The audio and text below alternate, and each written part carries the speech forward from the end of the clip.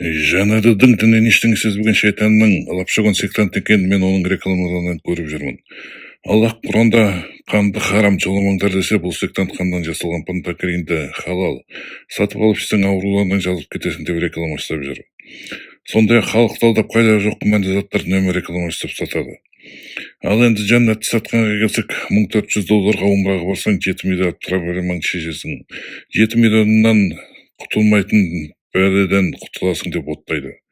$7000 қажылыққа барсаң, жәннатты сатып аласың деп елдалдап алаяқтық жасап жүр. Бұл Аллахтың дінін бизнес каналдарға айналдырып алған ұятсыз сектант. Умра мен қажылыққа бір емес 100 рет барсаң да қабыл болмауы мүмкін. Оны тек жалғыз Аллах қана шешеді. Жәннатқа қажылықпен умра жасап кіру деген оңай емес. Басқа да көптеген істер істеуің қажет ол үшін. Осындай лапшыған сектанттардың арқасында умра мен қажылықтың маңызы өте төмен түсіп кетті. Ақшасы бар кім болса сол барып, қайтып келген соң бұрынғы істерін әрі қарай жалғастыра береді. Тыңдамаңдар осындай лапшыған сектанттарды.